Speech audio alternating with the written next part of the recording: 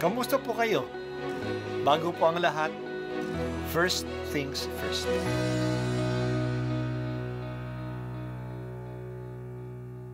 Good morning po. Sinisimulan po natin ngayon ang first things first. At dito po, tinatalakay natin sa unang bahagi ng umaga natin ay ang first readings na binabasa po sa banal na misa. Ito pong tinatalakay natin kasi madalas po kasi marami na tayong alam tungkol sa gospel readings. Pero konti po ang nagsasalita sa first readings. Pero ang first readings, bahagi din po yan ng Biblia, ng banal na kasulatan.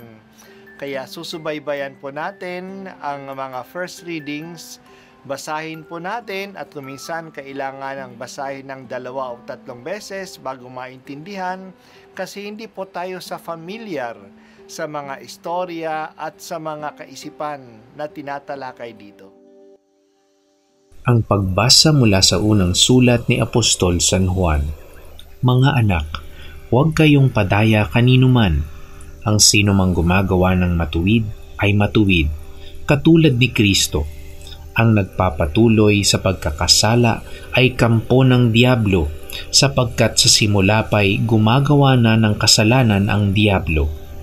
At naparito ang anak ng Diyos upang wasakin ang mga gawa ng Diablo.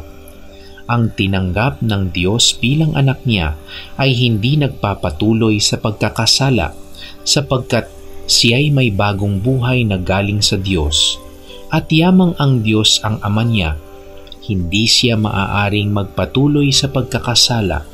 Dito makikilala kung sino ang mga anak ng Diyos at kung sino ang mga anak ng Diablo.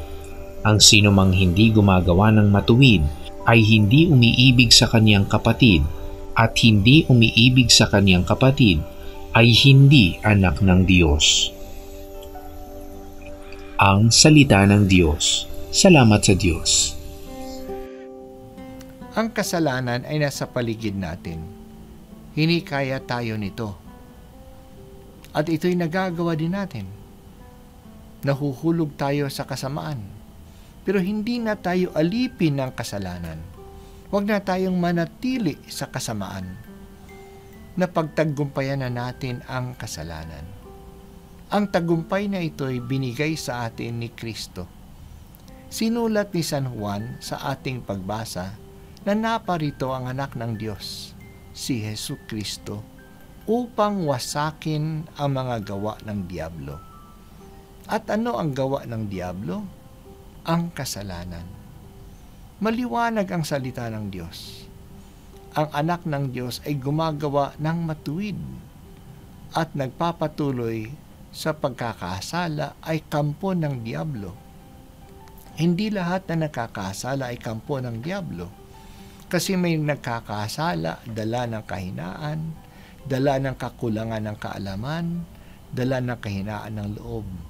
Ang kampo ng Diablo ay ang patuloy sa pagkakasala, ang hindi na umaaklas sa kasamaan, ang hindi na tumatayo sa pagkabagsak. Sila pa nga ang nanghihikayat sa iba na magkasala. Sa ating pakikibaka sa Diablo, magtulungan tayo. Hindi lang tayo umiiwas sa kasamaan. Nagtutulungan tayo na mapalayo ang kasamaan sa atin. Pinapayuhan natin ang ating mga kasama na lumayo sa mga tukso. Tinuturuan natin ang kabataan na maging malapit kay Kristo. Ipinagdarasal natin ang mga nagkasala na sila ay magbalik loob sa Diyos. Kaya mahalaga ang community of faith, ang simbahan at ang mga grupo sa simbahan. Kung tayo ay nagsasama-sama, mas lumalakas tayo laban sa kasamaan. Ang ginagawa naman ng kasamaan ay pinaghihiwalay tayo. Ginagawa tayong makasarili. Sinisira ang ating pagkakaisa. Kasi kung mag-isa lang tayo, madali tayong masilo ng Diablo. Kaya magkapit-bisig tayo, magtulungan tayo, magkaisa tayo sa ating paglalakbay sa kaharian ng Diyos. Huwag nating hayaan na ang mga kasama natin ay mahulog sa kasalanan o magpatuloy sa buhay na masama. Magandang tanungin ang ating sarili. Kasali ba ako sa isang grupo na lumalayo sa akin sa kasamaan? Ano ang grupong ito? Kung wala pa, maghanap na ng ganitong grupo o mga kaibigan sa simbahan. Sama-sama nating labanan ang diablo. Ito po ang unang pagbasa at ako po ay si Bishop Broderick Pabilio dito sa First Things First.